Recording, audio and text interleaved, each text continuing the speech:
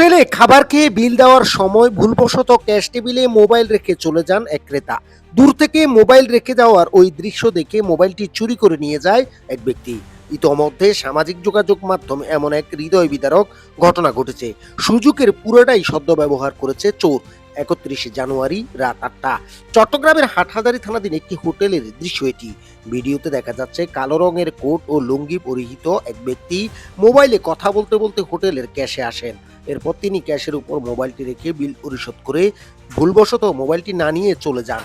এর মাত্র কয়েক সেকেন্ড পর ক্যাশে আসে সিএনজি চালকদের পোশাকের রঙের নেভি ব্লু টি শার্ট পরিহিত এক ব্যক্তি।